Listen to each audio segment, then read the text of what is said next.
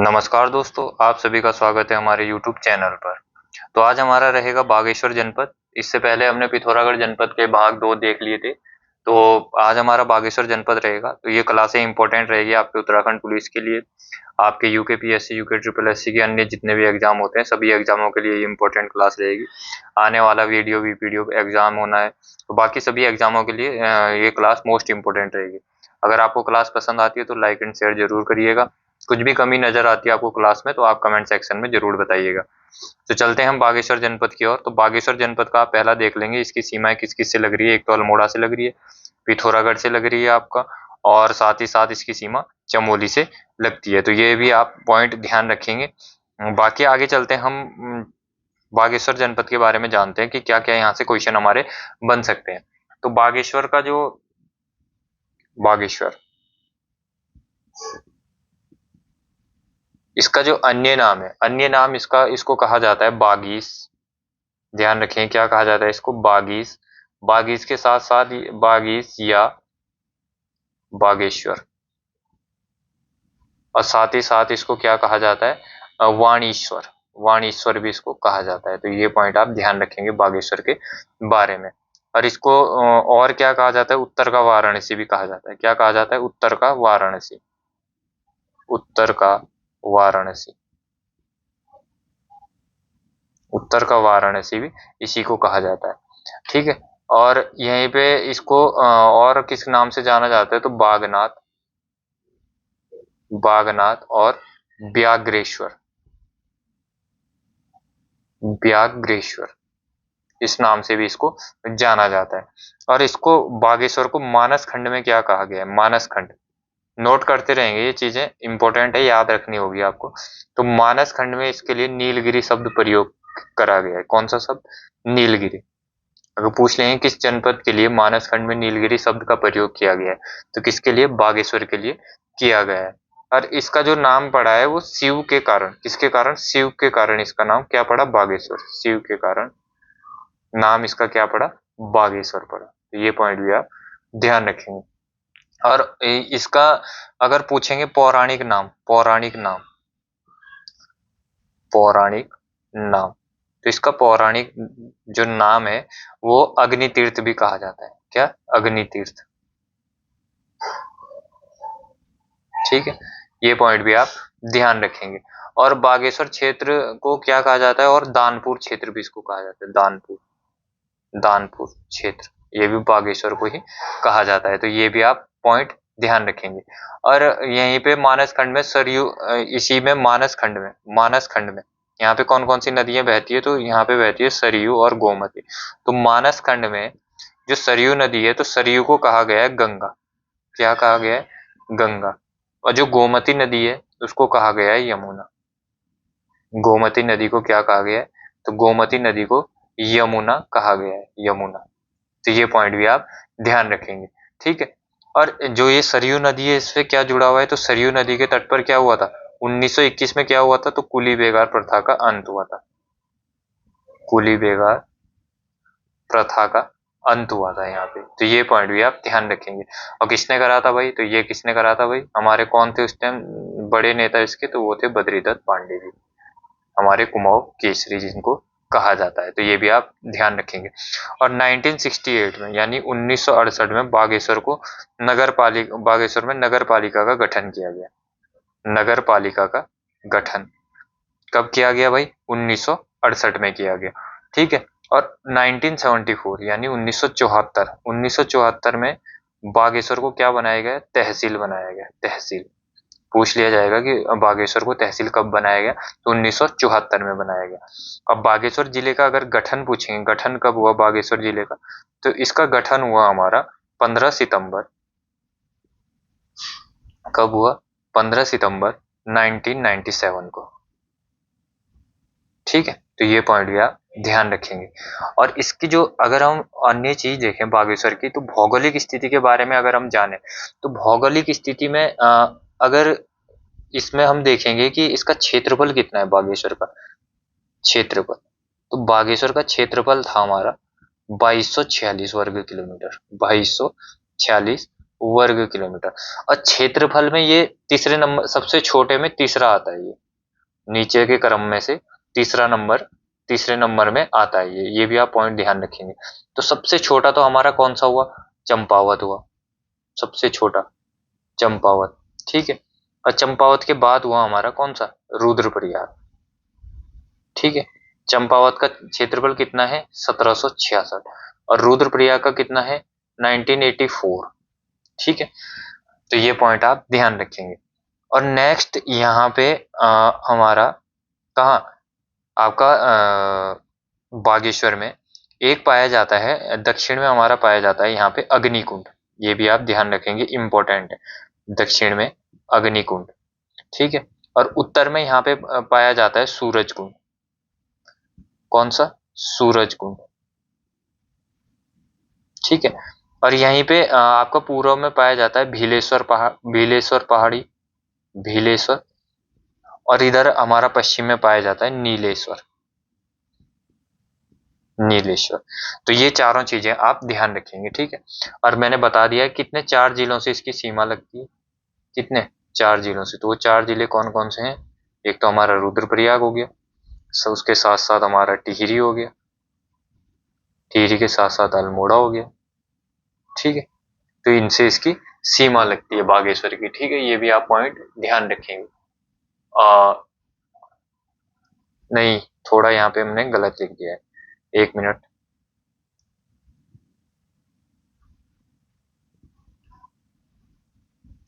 तो इसकी जो सीमा लगती है वो लगती है हमारा, एक तो हमारा पिथौरागढ़ से लगती है, सेकंड नंबर पे हमारा चमोली से लगती है, और फिर हमारा लगती है अल्मोड़ा से, और अल्मोड़ा के साथ साथ लगती है हमारा चंपावत से। तो ये पॉइंट आप ध्यान रखेंगे, 4 जिलों से इसकी सीमा लगती है, तो ये पॉइंट भी आप नोट कर लेंगे। और साथ ही साथ अगर आपसे पूछा जाएगा कि यहाँ पे कौन कौन से ग्लेशियर हैं, ग्लेशियरों के बारे में अगर पूछा जाएगा, तो ग्लेशियर,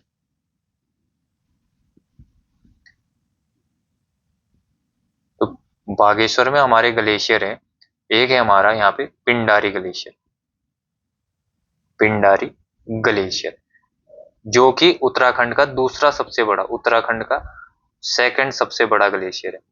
प्रथम नंबर पे कौन सा है, तो प्रथम नंबर पे है हमारा कौन सा, प्रथम नंबर पे है हमारा गंगोत्री। ये आप ध्यान रखेंगे।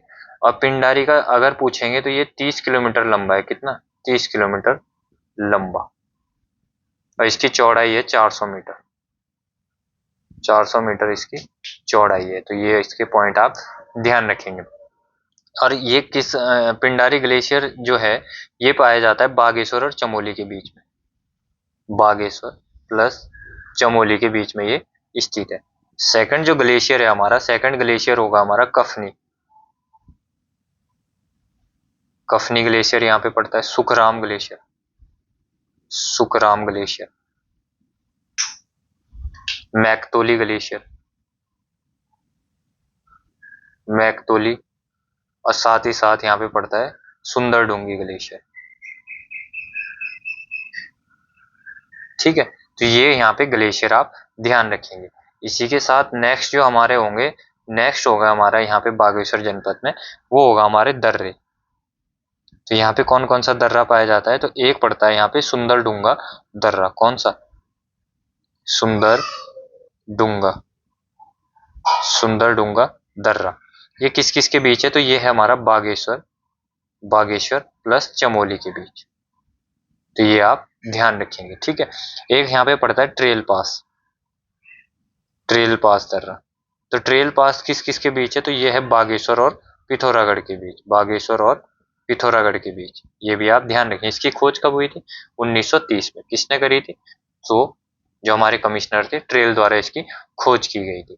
ये भी आप ध्यान रखेंगे। ठीक है, आगे यहाँ पे एक पड़ता है कफनी बुग्याल, कफनी बुग्याल, ये भी हमारा बागेश्वर में ही है। और एक पड़ता है यहाँ पे मनोहरी बुग्याल, मनोहरी बुग्याल, ये भी हमारा बागेश्वर में ही पड़ता है। नेक्स्ट हमारा यहाँ पे एक पड़ता है सुकुंडा ताल, कौन सा, सुकुंडा, सुकुंडा ताल। और एक पड़ता है यहाँ पे हथछिना जलाशय, हथ हथछिना जलाशय, ये भी हमारा कहाँ पड़ता है, ये भी हमारा बागेश्वर में ही पड़ता है। तो ये पॉइंट आप ध्यान रखेंगे, ठीक है। बाकी हमारा बागेश्वर में जो चीजें पड़ती है उसके बारे में भी हम देख लेते हैं। अन्य चीजें, अन्य चीजों में यहाँ बागेश्वर में एक चीज पड़ती है, यहाँ पे पांडु स्थल, पांडु स्थल ये जो पड़ता है, ये पड़ता है गढ़वाल और कुमाऊं की सीमा पर, गढ़वाल व कुमाऊं की सीमा पर ये पड़ता है, ठीक है। ये भी आप ध्यान रखेंगे। और यहाँ पे एक जो दूसरा पर्यटक स्थल है वो है सास बहू खेत, सास बहू खेत, ये फेमस है भाई, क्वेश्चन तो आ सकता है ये, ठीक है। नेक्स्ट हमारा यहाँ पे पड़ता है जो बागेश्वर में, वो है कौसानी। तो कौसानी के बारे में काफी सारी चीजें हैं जानने के लिए। तो कौसानी जो पड़ता है, कौसानी में हमारा, कौसानी को क्या कहा जाता है, तो कौसानी को कहा जाता है भारत का स्विट्जरलैंड, भारत का स्विट्जरलैंड इसको कहा जाता है। तो ये आप ध्यान रखेंगे, ठीक है। और कौसानी को क्या कहा जाता है, तो इसको कहा, कौसानी को कहा गया है कौशिक मुनि की तपस्थली, किसकी, कौशिक मुनि की, कौशिक मुनि की तपस्थली इसको कहा गया है कौसानी। ये भी आप पॉइंट ध्यान रखेंगे। और कौसानी जो बसा हुआ है ये कहाँ पे बसा हुआ है, तो ये पिंगनाथ पहाड़ी पर बसा हुआ है, पिंगनाथ पहाड़ी पर, पिंगनाथ पहाड़ी पर बसा हुआ है कौसानी, ठीक है। और इसका जो पुराना नाम है, पुराना नाम अगर पूछ लेंगे कि बलना किसका पुराना नाम है, तो बलना कौसानी का पुराना नाम है। और इसको कुमाऊं का गहना भी कहते हैं, किसको, कौसानी को कुमाऊं का गहना भी इसी को कहा जाता है। ये भी आप ध्यान रखेंगे। और 1929 में 1929 में कौन आए थे यहाँ पे, तो गांधी जी, गांधी जी, गांधी जी कितने दिन रहे थे यहाँ पे, 12 दिन का प्रवास किया था गांधी जी ने, ठीक है। ये भी आप पॉइंट ध्यान रखेंगे। 12 दिन का प्रवास कहाँ पे किया था, कौसानी में। और यहीं पे 12 दिन के प्रवास के दौरान इन्होंने गीता का टीका लिखा, क्या लिखा, गीता की भूमिका पर योग नाम से लेख लिखा था, क्या लिखा था, योग नाम से लेख लिखा था, योग नाम से लेख लिखा था यहीं पे इन्होंने। तो ये भी आप पॉइंट ध्यान रखेंगे। यहीं पे एक पड़ता है हमारा अनासक्ति आश्रम, कौन सा, अनासक्ति आश्रम, ये भी हमारा यहीं पे पड़ता है, ठीक है। और यहीं पे गांधी जी ने यंग इंडिया पुस्तक में कौसानी को क्या कहा था, भारत का स्विट्जरलैंड, ये मैं आपको बता चुका हूँ। किसमें कहा था, यंग इंडिया पुस्तक में, यंग इंडिया पुस्तक में किसने, गांधी जी ने कहा था। और यहीं पे 1941 में यानी 1941 में सरला बहन द्वारा, जो गांधी जी की शिष्या थी, सरला बहन ने लक्ष्मी आश्रम की स्थापना की, लक्ष्मी आश्रम की स्थापना। और कौसानी को क्या कहा जाता है, जो हमारे प्रकृति के प्रेमी कवि हैं सुमित्रा नंदन पंत, कौन, सुमित्रा नंदन पंत का जन्म स्थली भी कहा जाता है, सुमित्रा नंदन पंत की जन्म स्थली भी इसी को कहा जाता है। ये भी पॉइंट आप ध्यान रखेंगे, ठीक है। और यहाँ पे एक भकौर स्थल भी पड़ता है, भकौर स्थल, वैसे इंपॉर्टेंट तो नहीं है पर जान लेंगे आप, ठीक है। आगे चलते हैं हम बागेश्वर के बारे में। आगे एक जगह पर यहाँ पे पड़ता है बैजनाथ, क्या, बैजनाथ। तो बैजनाथ का प्राचीन नाम क्या था, प्राचीन नाम था इसका वैद्यनाथ, प्राचीन नाम क्या था इसका, वैद्यनाथ इसका प्राचीन नाम था। और यहीं बैजनाथ के ही पास कुछ दूरी पर एक पड़ता है हमारा रणचूला कोट दुर्ग, रणचूला कोट, रणचूला कोट दुर्ग पड़ता है। तो ये भी आप पॉइंट ध्यान रखेंगे। और यहीं पे बैजनाथ में एक हमारा मंदिर है रणचूला देवी मंदिर, कौन सा, रणचूला देवी मंदिर, ये भी पॉइंट आप ध्यान रखेंगे, ठीक है। और इसको रणचूला देवी मंदिर को क्या कहा जाता है, कोट की माई, कोट की माई, कोट की माई भी कहा जाता है। तो ये भी आप ध्यान रखेंगे, इंपॉर्टेंट है ये, कोट की माई मंदिर कहाँ है तो आप ध्यान रखेंगे।